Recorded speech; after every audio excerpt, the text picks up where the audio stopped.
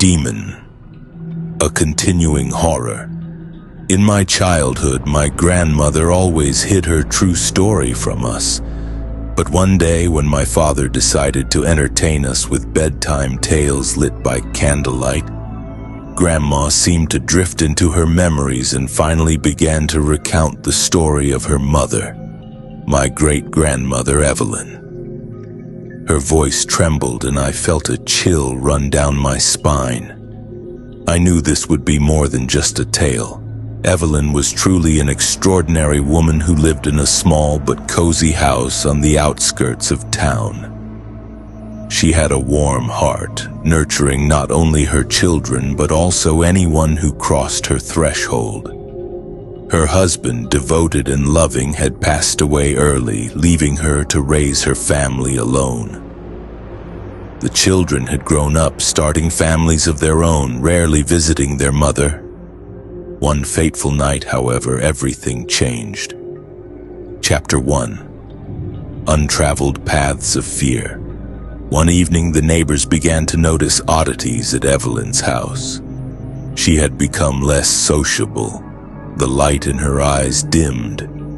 At one point, they decided to pay her a visit, and upon opening the door, they stood as if enchanted.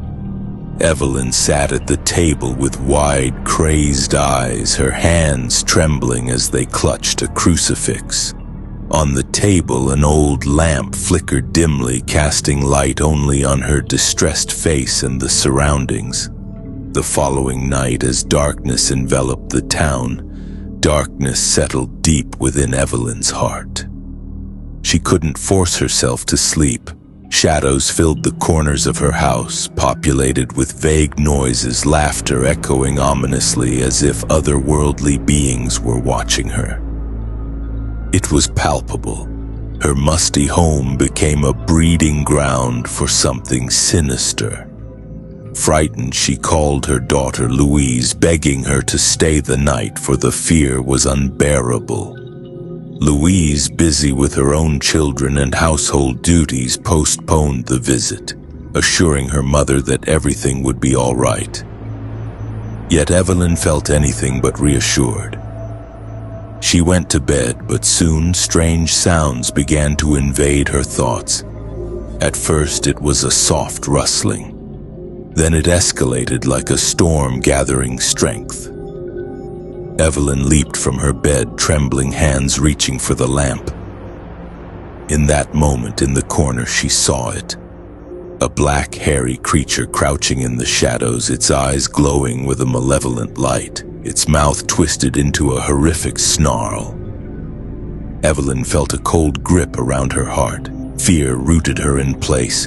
The creature moved, a guttural noise echoing in the room. Chapter 2. Nocturnal Terror. Nothing in her life had prepared Evelyn for anything like this.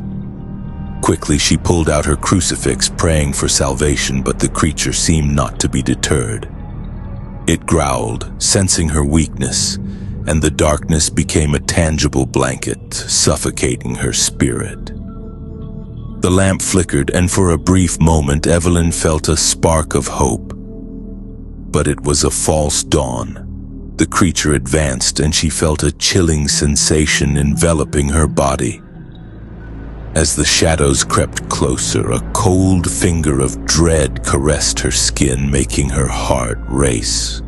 On the second night, Evelyn tried to convince herself that the first night's horror was just a nightmare, but when the noises returned, she felt her sanity slipping. Suddenly, there was a loud bang at the door. Neighbors, finally concerned for Evelyn's safety, hurried to check on her. Yet their voices were swallowed by the growing dread that surrounded them. On the third night, as darkness loomed, the neighborhood began to feel a sense of foreboding. The sounds echoing from Evelyn's home were no longer mere whispers. They had grown into full-fledged screams. Chapter 3. A Deadly Confrontation. On the third night, concerned for Evelyn, the neighbors broke down her door. When they stepped inside, they were met with something otherworldly.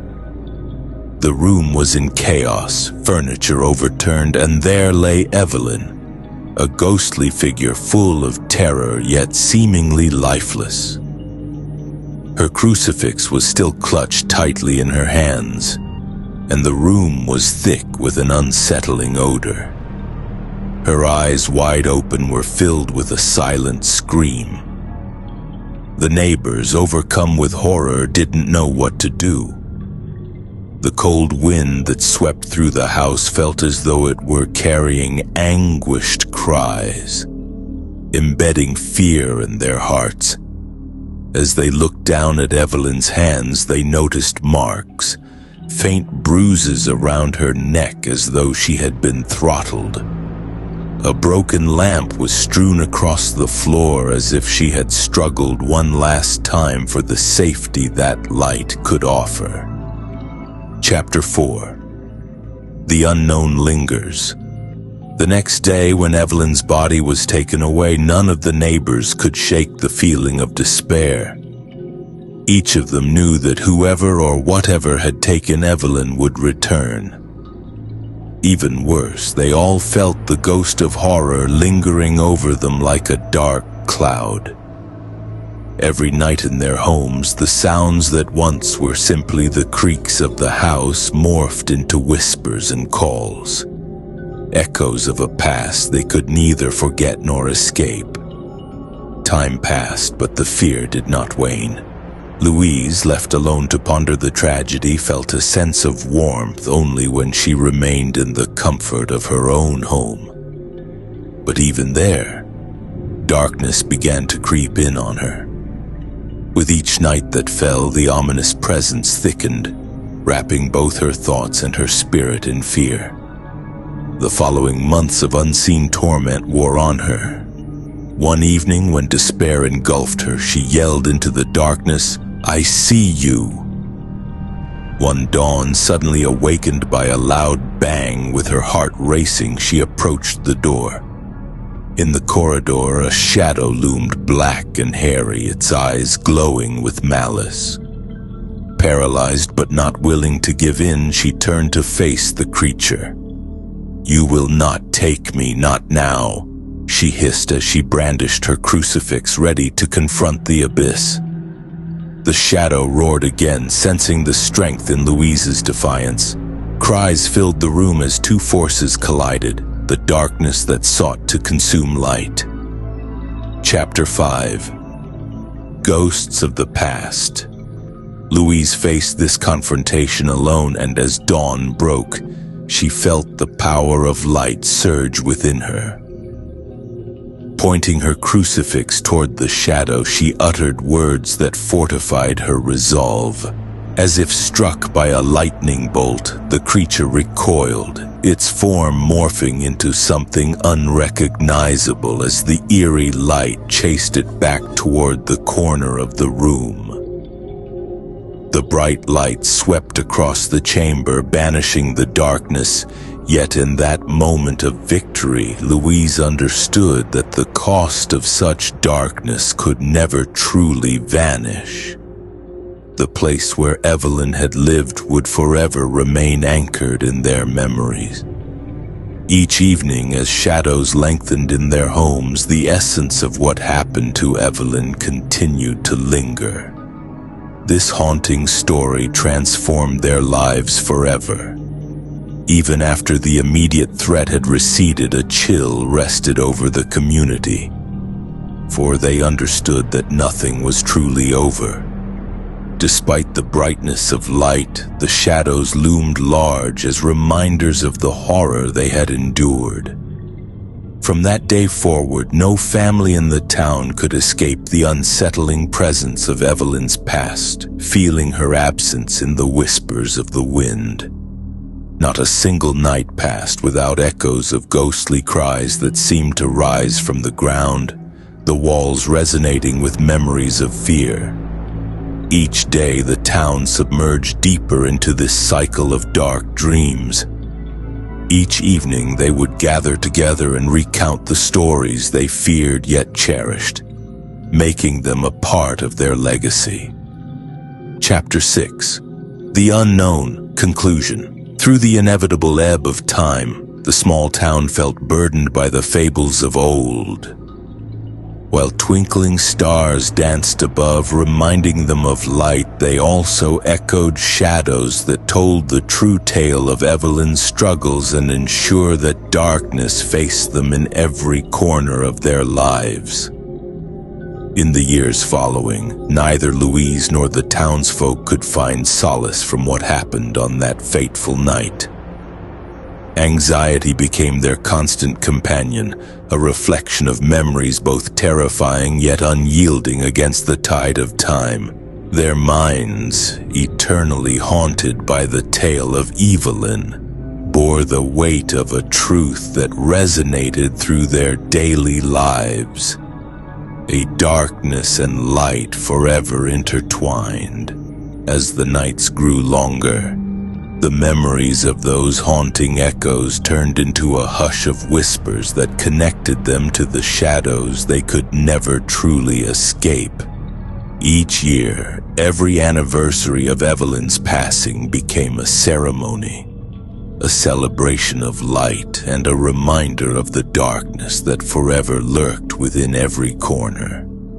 Through time and tribulation, they came to see the darkness not just as a malevolence to fear, but as an integral piece of the tapestry that is life, woven with moments of joy and sorrow, light and shadow.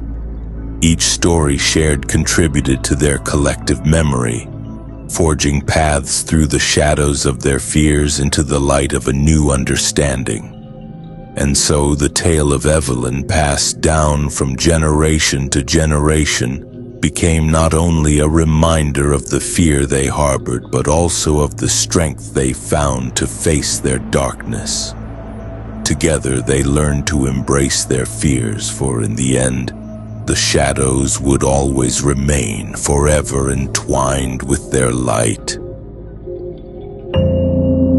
The Missing Train. Chapter 1. Exciting Beginning. On a sunny day in August 1911, 8 friends who called themselves the Creative Gang gathered at a train station in a small American town around a bright red train that gleamed in the midday sun. This was a moment they had been dreaming about for a long time. It was said that taking the train was essential to discover new horizons. Billy, Jessica, Alfred, Kat, Sarita, Kyle, Emily, and Rick, each raising cups of lemonade, happily discussed the upcoming trip. All expenses were covered by the famous railway company, and they felt incredibly lucky. "Forget the problems we've left back in the town," Billy encouraged them with a wink. "Today we will just relax and have fun." As the loud bell of the train rang out, they all jumped aboard, unaware that ahead lay something far from sunshine and laughter. Looking out the window, they watched as the station receded into the distance, and soon the tracks turned into a winding line leading into the heart of the Lombardian cliffs. Chapter 2. The Dark Tunnel. As they approached the tunnel, an eerie silence fell. The surrounding world seemed to constrict, and the excitement that had engulfed them began to fade. A strange, unfamiliar odor filled the air, something like tobacco mixed with decay. With each passing moment, the train drew closer to this ominous place. "Did you hear that?" Kat asked, pressing her hand to her neck. Each of them felt as if someone was whispering from outside, calling them by name. They exchanged worried glances when Billy suddenly shivered. "It's probably just the wind." The lights in the train began to flicker, and it felt as if the very air around them grew denser. As the train entered the tunnel, darkness enveloped the carriage, and the anticipation turned to fear, pulling them into a cold silence. Suddenly there was a loud clap, a strange sound as though someone had sat down in the upper berth of the carriage, leaving no trace behind. Chapter 3. Disappearance. At that moment, Rick, feeling an inexplicable dread, leaped from his seat and raced toward the door, shouting for the others to follow him. But at that exact moment, the lights went out and the train, as if swallowed by an abyss, came to a halt. They no longer felt any movement. Suddenly, something pulled at them, first a chill in the air, then an inexplicable force. Then, without warning, everything plunged into bright light, concluding with sudden silence. When the light finally faded, only 2 of the 8, Sarita and Emily, managed to jump off the train at the last moment, feeling that something was terribly wrong. Now, standing outside the tunnel, they gasped for air, scanning the area in search of their friends. The train had vanished without a trace, like the morning fog. Chapter 4. The Ghost Train. Soon after the disappearance of the train, Sarita and Emily encountered something horrific. To their astonishment, their 7 friends suddenly appeared at the station, but they were no longer the cheerful people they once were. Their eyes were vacant, their voices obediently whispered only 2 phrases: "We can't leave, and soon they'll bring in newcomers." In disbelief, Sarita and Emily decided to seek help, but each step led them deeper into a mysterious and sinister landscape. The air felt heavy with whispers, and the streets were filled with echoes of past screams. In the distance, they could see the remnants of buildings that had long since crumbled. The sky was shrouded in darkness, as if a veil had fallen over, whispering softly, "You will never escape." Chapter 5. Mystery and Fear. Unable to comprehend what had happened, Sarita and Emily wandered into this hellish landscape where the streets were alive with whispers and unsettling sounds. They could see the remnants of other people lost without a trace. Each night, their fear would intensify. The strongest desire to rescue their friends transformed into rage as they gradually lost themselves. They called out for their friends, but only the darkness returned in monotonous silence. One night, when the darkness was particularly profound, Emily suddenly spotted a glimmer of light. It beckoned them like a flame, enticing them like moths. But they knew this light could be their last chance. Stumbling over each other, they crept toward the cursed light, vowing that if they ever made it back to the real world, they would never set foot on a train again. Chapter 6. Encountering the Past. Reality. Sarita and Emily found themselves suddenly back at an empty station. They could hear laughter and the bustling of people, a dream of their former life. But one familiar voice, still sinister, pierced through the crowd, sending chills down their spines. It was Rick, his face pale and distorted with fear. "Sarita, Emily, you have to go back," he yelled as he fought through the mass of people. But the screens before them were empty. They could not see them. Calling out to them with fear, their friends gradually faded into the crowd that no longer seemed alive. The next day, as dawn broke, 2 lost souls opened their eyes in the unwelcoming ambient tunnel. The train rushed by and the light flickered again, as if drowning in its own nightmare where every new passenger could become the last. Sarita and Emily, whispering their friends' names in silence, understood that the ghost train had only just begun its dark journey. Epilogue. Echoes of the Phantom. As they delved into histories recounting the tales from the World Railway Museum, many claimed they had seen those same people now turned into beings from other worlds. wandering in the ghost train across continents. In the dark and foggy corners where shadows consumed light, their journey continued, and occasionally in the depths of the night laughter echoed, a prelude to the next ghostly voyage.